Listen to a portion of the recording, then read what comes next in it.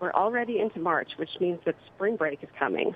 So how do we craft getaways to please the entire family, from the kids all the way up to Grandma?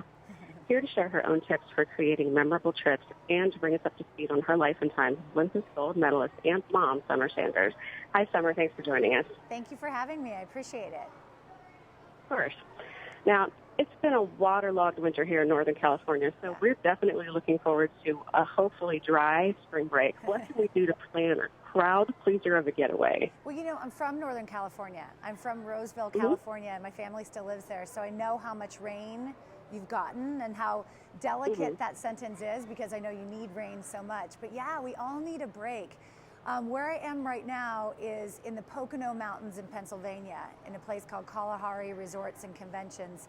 And I'm literally sitting right outside of the world's largest indoor water park resort. So 220,000 square feet of fun for everyone. So you've got the Thrill Seeker water slides, you've got the lazy river, you've got a toddler play section. Of course, then you have all of the lounge area where grandparents can sit and watch with joy as their grandkids are screaming down the water slide. Those are the things that I look for, right? Like the one-of-a-kind experience. I also love the fact that you're not relying on what's the weather going to do, because it's indoor. Right. And the roof does retract, so if it is sunny and it's really warm, they can open it up, but you do get sunlight in, so you do feel like you're part of the environment, but you're protected, and therefore you don't have to stress about it. Awesome. Well, okay, so that sounds pretty awesome right there. I'm actually from the East Coast, so I kind of know the Poconos a little bit. And obviously nothing would ever go awry there. Yeah. But I think that we know that sometimes when we're vacationing, just do go a little bit wrong. What's your vacation oops story? My vacation oops story. Oh my gosh. You know, I have to say, I don't know if I have one, simply because I know, here's the reason. Every oops to me is an awesome memory. So I've been stranded in airports. I've seen the beauty of strangers coming together. So these kids did not know one another, and there's only one iPad that's working, and your plane is delayed. You don't know how long you're going to be there, but they all come together with their blankets. You get them in their PJs, and they snuggle up, and they're watching the movie on the floor of an airport. Now that's an oops, right? As a parent, you're thinking this is probably the worst thing ever. But it's one of the greatest memories that your kids will have, because it was the imperfect that becomes perfect. That may be one of my favorite answers ever. Now, one of your biggest trips in the past, obviously, was to the Olympic Games. And so much has happened in your life since Barcelona. But take me back to 92 for a minute. You came away with 4 medals, including that gold in the 200-meter fly. Looking back on it, when you think about that whole experience, whose faces pop into your mind as the people who were really there for you the most? You know what, Sherry? It's a beautiful picture that I have, and thank goodness somebody had their camera pointed in the stands and not at me in the finish. But I have this picture of everyone that I love that was there.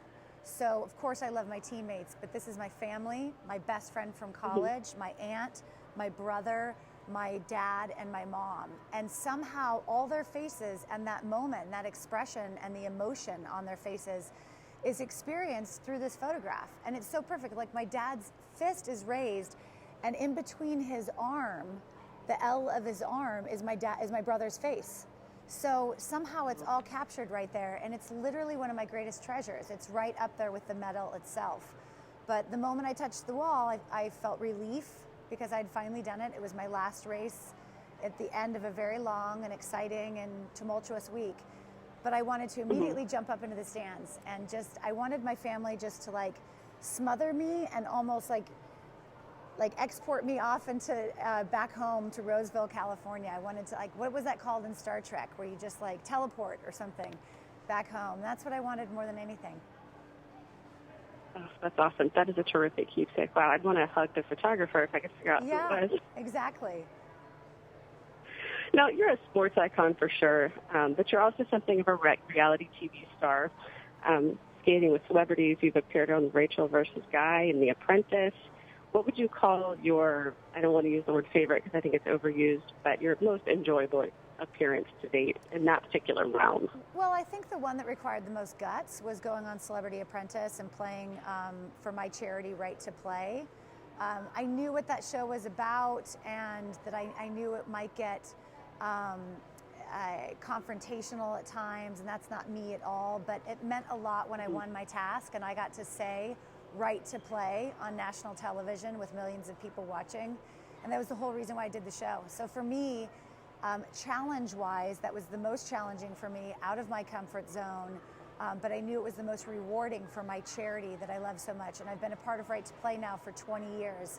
I'm on the board, and I've been to Africa many times. It's funny that we're talking about Africa because I'm looking around at Kalahari Resorts and Conventions, and their whole theme is Africa, because the Nelson family travels to Africa often and loves Africa. It has a very close place in their heart, just like me. So when I look around and I see that, and I'm drinking Rwandan coffee, I love every bit of it because of my time in Africa. I haven't had my coffee yet. It's reminding me. You need to get on that.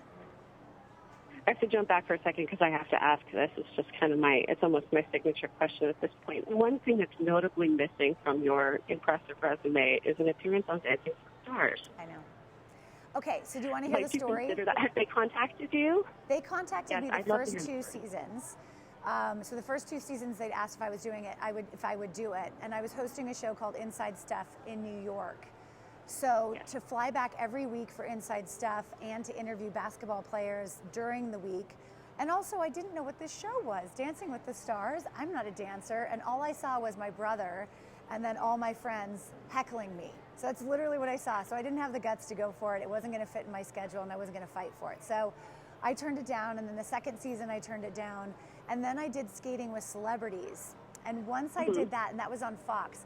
So once I did that, I then went back to Dancing with the Stars, and I said, any way I can be on it. But because I did that show on Fox, and they are ABC, they said, nope, now your time has come and gone. But, you know, you never know. They shut you down. You never know. There's a time and a place for everything. Touche. What is on your calendar for the next couple months?